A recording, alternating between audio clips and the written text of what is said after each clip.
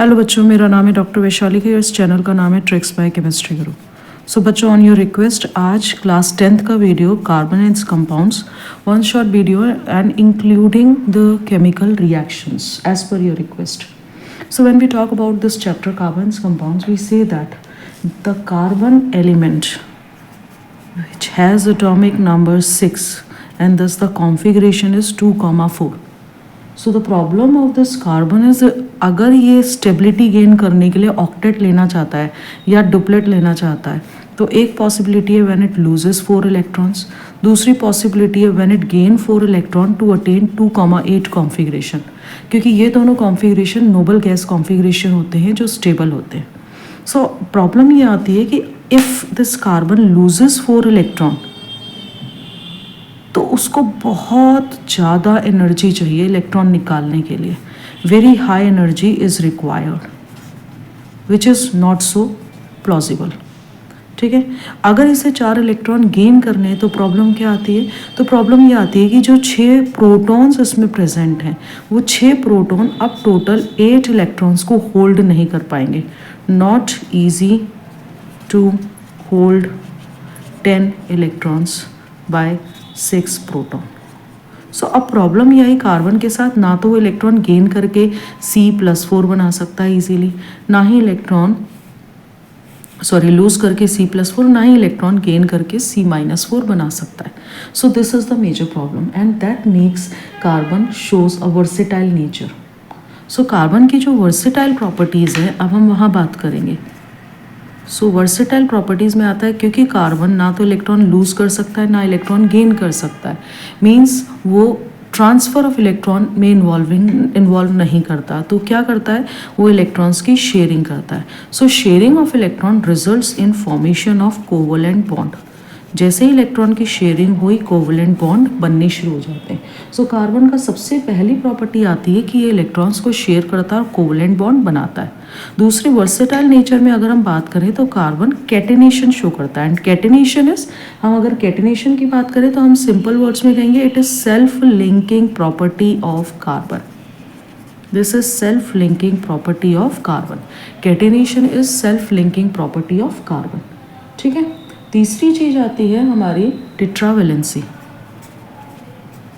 So when we talk about tetravalency we say that carbon shows 4 valency, means 4 bond ये आराम से बना सकता है. Valency is the combining capacity of an element. For example in compound CH4 it forms 4 individual bond with 4 hydrogen atom. Similarly, we have CCl4, we have CO2. So this carbon can show 4 valency and it is tetravalent. So this is about the versatile nature of carbon. अब हम बात करेंगे covalent bond की. So when we talk about covalent bond, जो ये हमने पढ़ लिया अभी, अब हम कोवलेंट बॉन्ड को स्टडी करेंगे. So covalent bond what it says that carbon can share its valence electrons with other elements. So basically it involves the sharing of electrons. Sharing of electrons से हमारे पास कोवलेंट बॉन्ड बनते हैं. ठीक है. And अगर हम इन covalent bond की बात करें तो पहले मैं आपको शेयरिंग बता दूं. जैसे आपके पास ये कार्बन है और इसके ऊपर 4 वैलेंस इलेक्ट्रॉन है. 4 वैलेंस इलेक्ट्रॉन कैसे? 2,4 valence electron means outermost shell में जो इलेक्ट्रॉन्स हैं. So it has 4 electron. अगर हम बात करें मीथेन की से CH4, सो 4 हाइड्रोजन एटम है और हमें मालूम है हाइड्रोजन में सिर्फ एक ही इलेक्ट्रॉन होता है. So let me show 1 electron by this cross for hydrogen atom. अब हाइड्रोजन को तो सिर्फ एक ही इलेक्ट्रॉन चाहिए ताकि ये स्टेबल हो जाए. सो हाइड्रोजन अगर इससे एक इलेक्ट्रॉन ले लेता है तो कार्बन को 4 इलेक्ट्रॉन देने पड़ेंगे जो पॉसिबल नहीं है. इसलिए क्या होता है, यहाँ पे होती है शेयरिंग. सो हाइड्रोजन ने भी 4 इलेक्ट्रॉन्स कार्बन से ले लिए शेयरिंग के फॉर्म में और कार्बन ने भी हाइड्रोजन के एक इलेक्ट्रॉन चारों हाइड्रोजन से ले लिए. सो टोटल कार्बन के पास हो गए 1 2 3 4 5 6 7 8. तो कार्बन में 8 इलेक्ट्रॉन्स आ गए बाय शेयरिंग. और हाइड्रोजन में क्या हुआ, हर एक हाइड्रोजन में 2 इलेक्ट्रॉन हो गए, 1 2 for this hydrogen. So this is known as sharing of electron. So sharing का मतलब क्या हुआ, कार्बन के इलेक्ट्रॉन कार्बन के पास भी हैं, साथ में हाइड्रोजन को भी शेयर हुए. सिमिलरली हाइड्रोजन के इलेक्ट्रॉन हाइड्रोजन के पास भी हैं और कार्बन को भी शेयर हुए, so that we call as sharing of electrons. So जब इलेक्ट्रॉन्स की शेयरिंग होती है तो हम यहाँ टाइप्स पढ़ते हैं। कैसे टाइप्स पढ़ते हैं? अगर एक पेयर ऑफ इलेक्ट्रॉन की शेयरिंग होती है तो हम उसे सिंगल कोवलेंट बॉन्ड कहते हैं, सिंगल कोवलेंट बॉन्ड। जैसे यहाँ पे एक पेयर की शेयरिंग हो रही है between two atoms, so it result in formation of single bond, so we call it as single covalent bond. जैसे हमारे पास H और H में होता है, दोनों ने एक एक इलेक्ट्रॉन शेयर कर लिए तो हमारे पास सिंगल बॉन्ड बन गया, ठीक है। Cl2 में होता है। अब हम आते हैं दूसरा, जब दो पेयर ऑफ इलेक्ट्रॉन्स की शेयरिंग होती है, जब दो पेयर ऑफ इलेक्ट्रॉन्स की शेयरिंग होगी तो क्या होगा? दो पेयर ऑफ इलेक्ट्रॉन की शेयरिंग होने से हमारे पास आता है double covalent bond. And this double covalent bond you can find in the case of oxygen. Like oxygen, we are having total 6 electrons. So इस ऑक्सीजन को भी दो चाहिए, इस ऑक्सीजन को भी दो चाहिए। अगर मान लीजिए एक लूज करता है और एक गेन करता है टू फॉर्म आयनिक बॉन्ड, तो एक इलेक्ट्रॉन अनस्टेबल, एक एटम अनस्टेबल रह जाएगा। So what they do is, ये इसके दो इलेक्ट्रॉन्स को शेयर कर लेता है, सिमिलरली ये इसके दो इलेक्ट्रॉन्स को शेयर कर लेता है, and ultimately we are having two bonds between two oxygen atom, this we call as double covalent bond. Similarly, when we talk about that if three pair of electrons are involved in sharing, we get triple covalent bond. And triple covalent का bond का बहुत अच्छा example है nitrogen. Nitrogen we are having 5 electrons on each nitrogen atom. So ये इससे 3 electron share करेगा, इसके हो गए 8, ये भी इससे 3 इलेक्ट्रॉन शेयर करेगा, इसके हो गए 8, and thus results in formation of triple covalent bond. So this is how we are having different types of covalent bond on the basis of sharing of number of electrons. So एक pair यानी 2 electron की sharing हो रही है single bond, 2 pair यानी 2 electron की sharing हो रही है डबल बॉन्ड, सिमिलरली 3 पेयर या 3 इलेक्ट्रॉन की शेयरिंग हो रही है तो triple bond. Next will talk about the types of compounds, carbon compounds on the basis of saturation. Saturation means single bond है या मल्टीपल बॉन्ड है, so we classify them as saturated and unsaturated carbon compounds और covalent compounds. So when we talk about saturated we say that कि यहाँ पे single bond होगा between two carbon atoms, ठीक है, और इन्हें हम क्या कहते हैं? इन्हें हम कहते हैं alkanes. They are having single covalent bond. Unsaturated में क्या होता है? अनसैचुरेटेड में मल्टीपल बॉन्ड होते हैं। अब मल्टीपल बॉन्ड कौन से होते हैं? मल्टीपल बॉन्ड में या तो डबल बॉन्ड बनता है या फिर ट्रिपल बॉन्ड बनता है between two carbon atoms. So if double bond is formed, we call them as alkenes. If triple bond are formed, we call them as alkynes. ठीक है। सो एल्केन्स क्या होते हैं? अगर हम एल्केन को डिस्कस करें तो एल्केन का जनरल फॉर्मूला होता है CnH2n+2, यानी कंपाउंड जो CnH2n+2 सिंगल बॉन्ड कैरी कर रहा है, दे बिलोंग्स टू एल्केन्स। जैसे अगर मैंने n=1 लिखा तो मेरे पास बन गया C1H4। If I take n=2, it becomes C2H6. If I take n=3, it becomes C3H8. यानी अगर हम देखें मूविंग टू नेक्स्ट होमोलॉग, एक कार्बन बढ़ रहा है, आप देखें यहाँ से यहाँ जा रहे हैं, एक कार्बन बढ़ रहा है और 2 हाइड्रोजन बढ़ रहे हैं। सिमिलरली जैसे ही आप यहाँ से यहाँ गए, एक कार्बन बढ़ा, 2 हाइड्रोजन बढ़े। सो हमने ये देखा कि जब नेक्स्ट होमोलॉग में CH2 का डिफरेंस होता है, they belongs to general formula, तो उनकी प्रॉपर्टीज़ भी सेम होती हैं, उनकी केमिकल प्रॉपर्टीज़ सेम होती हैं, and we call such series as homologous series. तो क्योंकि CH2 का डिफरेंस है, तो अगर हम मास देखें तो 12 कार्बन का होता है और 2 हाइड्रोजन का होता है, तो they differ by 14 unit by mass also. So homologous series क्या है? पहली चीज जनरल फॉर्मूला सेम होगा, दूसरा they differ by CH2 unit और 14 यूनिट बाय मास, तीसरा उनकी केमिकल प्रॉपर्टीज सारी सेम होंगी, यानी मेथड ऑफ प्रिपरेशन भी सेम होंगे, किस तरह से वो रिएक्शंस शो करते हैं वो भी सेम होंगे। Now will talk about alkenes. So alkenes मैंने आपको कहा जैसे डबल बॉन्ड होना चाहिए, तो डबल बॉन्ड है तो कम से कम 2 कार्बन तो होने चाहिए to show double bond. So alkene का first thing is general formula होता है CnH2n। एल्कीन का जनरल फॉर्मूला है CnH2n, बट कम से कम हमें 2 कार्बन चाहिए फर्स्ट मेंबर बनाने के लिए। As I told you at least 2 carbon atoms should be there to show double bond.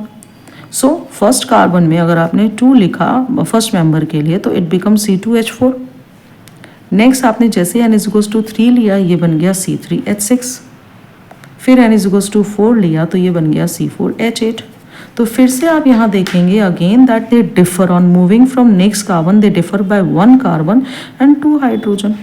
They differ by 1 carbon 2 hydrogen. तो ये एल्कीन क्या है? ये एल्कीन अपने आप में एक होमोलोगस सीरीज है। अंडरस्टूड? ये एल्कीन अपने आप में एक होमोलोगस सीरीज है। इसी तरह से अगर हम बात करें एल्काइंस की, so alkynes means they are having triple bond.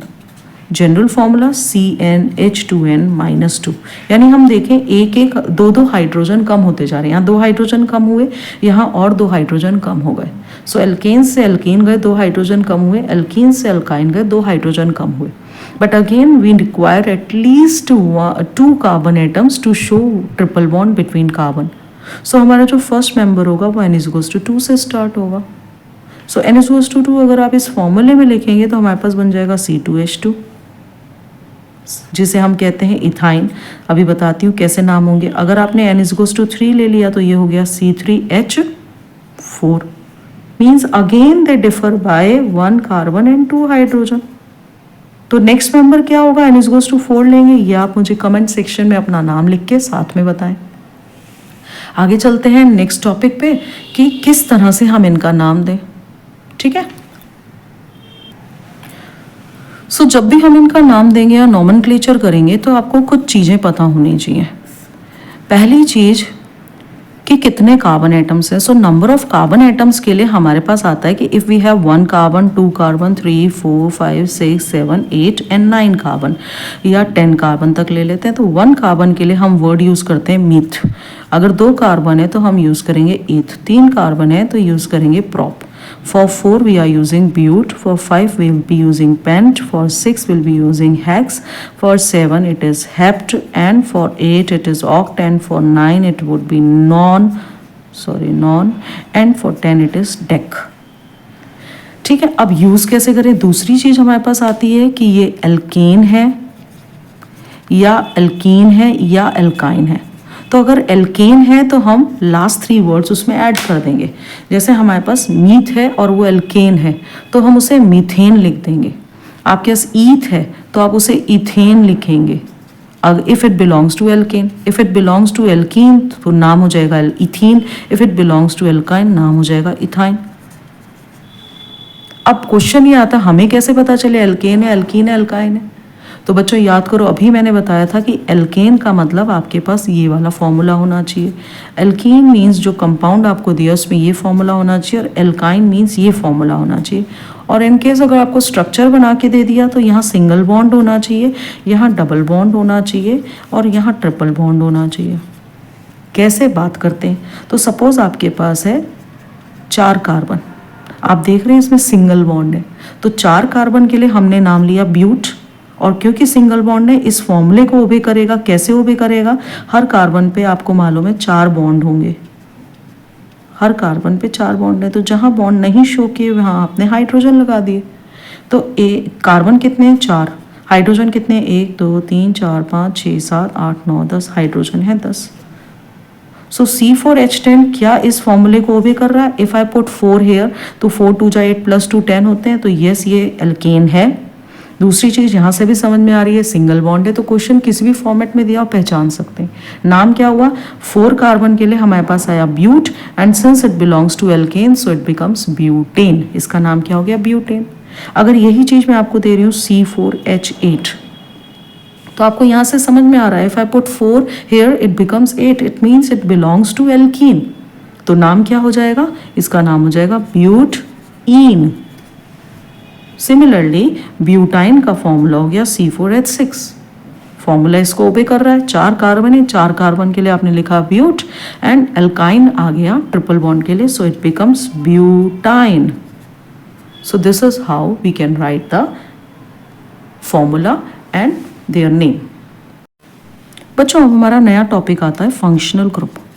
So functional group को आप बहुत कॉम्प्लिकेट मत कीजिए, इट्स वेरी सिंपल थिंग. अगर हम डिफाइन करें इसे तो हम कहेंगे इट इज़ एन एटम और group of atom which when added to any homologous series, like आपके पास मीथेन है या इथीन है या इथाइन है, एंड उसकी प्रॉपर्टीज़ को चेंज कर दिया. जैसे आपने CH4 लिया, उसमें से H हटाया, क्लोरीन ऐड कर दिया, सो इट बिकम CH3Cl. और ये जो कंपाउंड बना methyl chloride, it has exactly completely different properties than that compound which is use to prepare the compound. So एक एटम जिसने किसी होमोलोगस सीरीज में या कंपाउंड में ऐड हुआ और उसकी प्रॉपर्टीज चेंज कर दी and make a new homologous series, तो उसे हम कहेंगे फंक्शनल ग्रुप.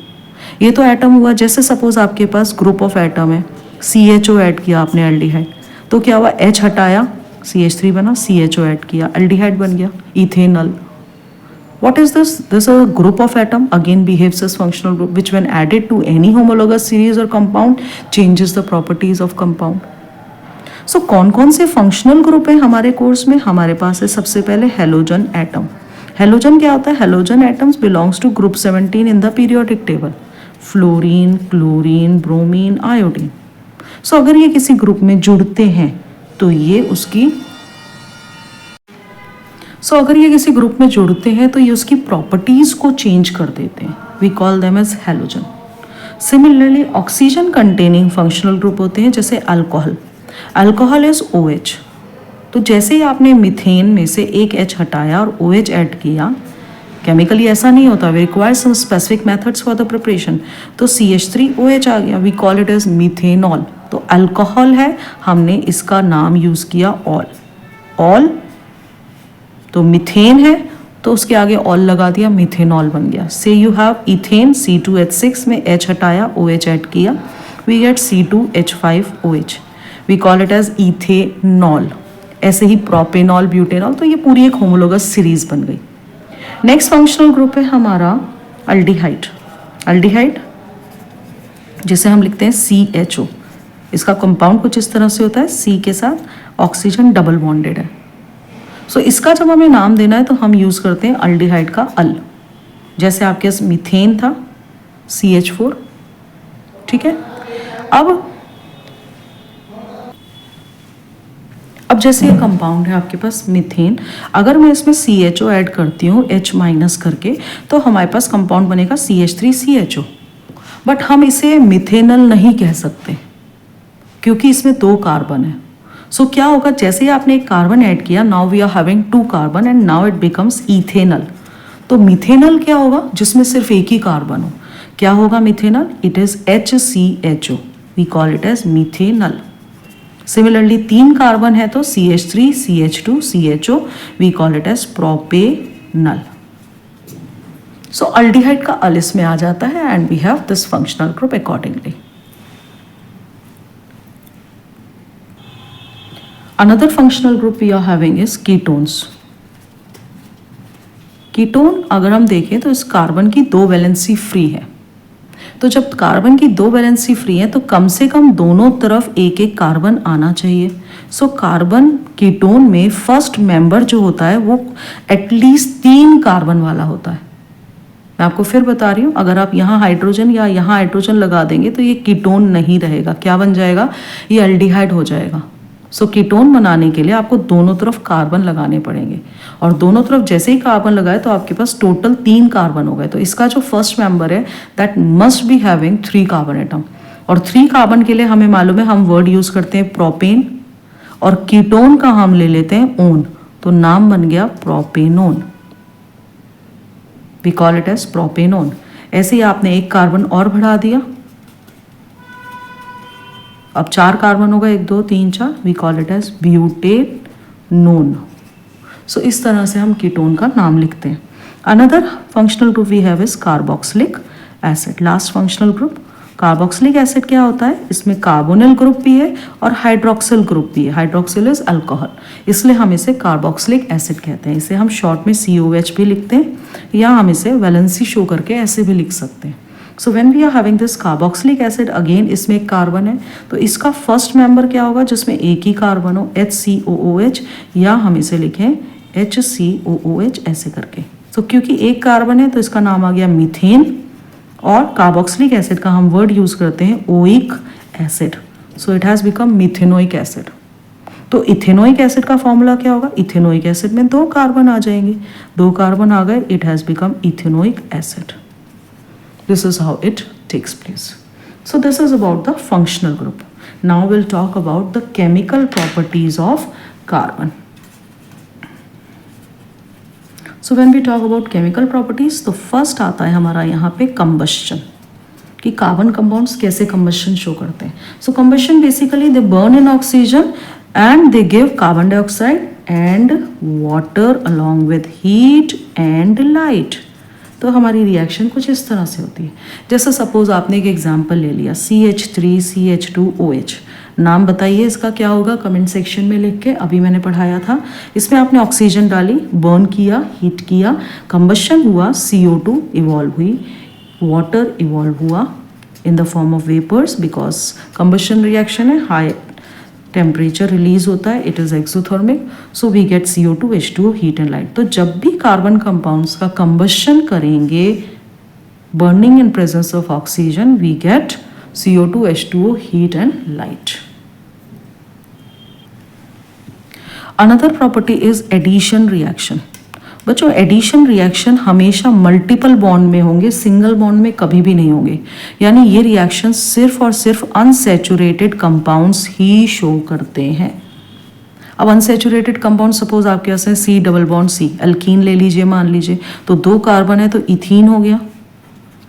अब आपने इसमें मान लीजिए हाइड्रोजन ऐड किया in presence of nickel as catalyst, क्या होगा, ये सिंगल बॉन्ड हो जाएगा, एडिशन है ना, ऐड हो रहा है, तो एक हाइड्रोजन यहाँ ऐड हुआ, एक हाइड्रोजन यहाँ ऐड हुआ, और इस तरह से एल्कीन से बन गया एल्केन, इथीन से बन गया ethane. So that is addition reaction. Third reaction is oxidation reaction. Oxidation reaction आप लोगों ने बच्चों फर्स्ट चैप्टर में पढ़ा हुआ, oxidation is addition of oxygen और रिमूवल ऑफ हाइड्रोजन। सो जब भी हम कोई ऑक्सीडाइजिंग एजेंट यूज़ करेंगे, जैसे बहुत सिंपल एग्जाम्पल है and very important reaction is, आपके पास अल्कोहल है, आपने इसमें एक ऑक्सीडाइजिंग एजेंट यूज़ किया अल्केलाइन KMnO4, जिसे हम बेयर्स रिएजेंट भी कहते हैं, या इसकी जगह आप K2Cr2O7 भी यूज़ कर सकते हैं, तो हमारे पास बना CH3COOH। अल्कोहल से एसिड ऑक्सीडेशन हुआ, अल्कोहल से एसिड ऑक्सीडेशन हुआ, ऑक्सीजन का एडिशन, हाइड्रोजन का रिमूवल हुआ। This is how the reaction takes place. Next we have is substitution reaction. So when we talk about substitution reaction, इसमें क्या होता है, 1 और more hydrogen atom gets replaced और सब्स्टिट्यूटेड। जैसे आपके पास मीथेन है, आपने इसमें क्लोरीन ऐड किया, ये बन गया आपके पास CH3Cl + HCl। ये कब होता है, ये सब्स्टिट्यूशन रिएक्शन सनलाइट की प्रेजेंस में होता है। The substitution reaction takes place in the presence of sunlight. So after the chemical properties, now we'll talk about properties of some important carbon compounds. So 2 compounds are given in our syllabus, ethanol and ethanoic acid. So what is ethanol? When we talk about ethanol is CH3CH2OH. ethane word 2 carbon है और all comes from alcohol. So इसमें हमारे पास alcohol as the OH as the functional group present होता है, ठीक है। इसकी कुछ इंपॉर्टेंट प्रॉपर्टीज जो बोर्ड में डायरेक्टली पूछी जाती हैं। फर्स्ट, रिएक्शन विद सोडियम, तो सोडियम मेटल से अगर रिएक्ट करें तो इसका हाइड्रोजन निकल जाता है जो O से बॉन्डेड है, ये वाला हाइड्रोजन निकल जाता है, तो हमारे पास प्रोडक्ट क्या बनता है, we get the product as CH3CH2ONA, और ये जो हाइड्रोजन निकला ये H2 बन के निकल जाता है।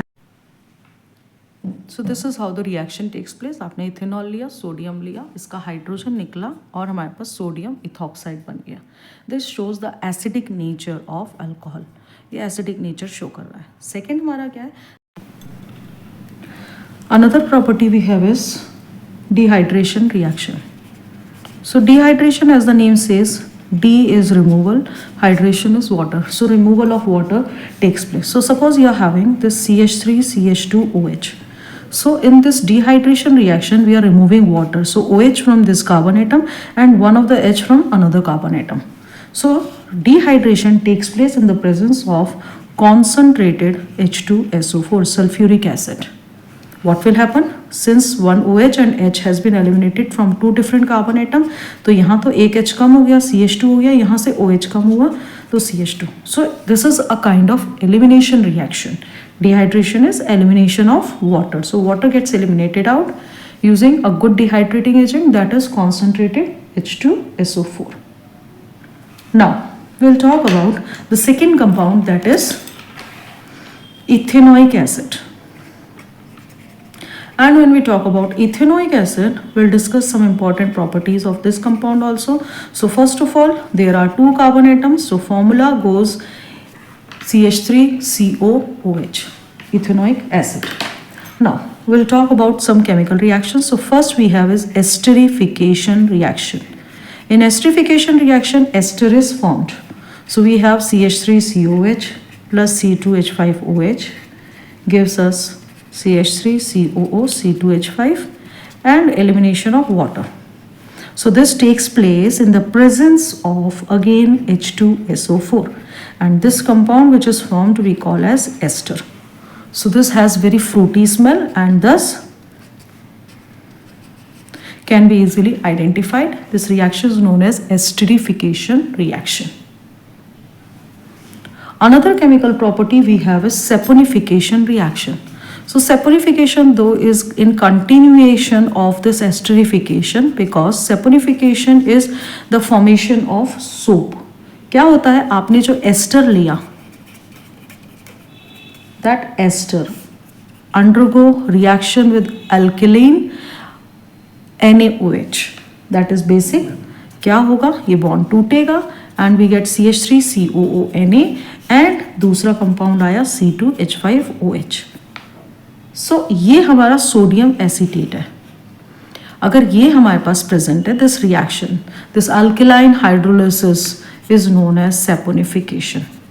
We are adding alkaline, so alkaline hydrolysis is known as of ester is known as saponification. Next reaction we have is reaction with sodium carbonate and bicarbonate. So when you take ethanoic acid and you add Na2CO3 to it, we get CH3COONA with H2O and CO2. So जैसे ही आपने sodium carbonate लिया, it results in elimination और evolution of CO2 gas. And पता कैसे चलता है, brisk एफर्वेसेंस comes up. जैसे कोल्ड ड्रिंक की बॉटल आप खोलते हैं, छोटी छोटी छोटी छोटी सी बूंदें निकलती हैं बबल्स की, that we call as brisk effervescence. Similarly, this acetic acid when react with sodium bicarbonate, we get again the same products, sodium acetate, H2O and CO2. So carbonate हो या bicarbonate हो, both the cases we get the evolution of CO2 gas. And the last chemical property is reaction with base. क्योंकि acid है, carboxylic acid is acid, ethanoic acid is acid.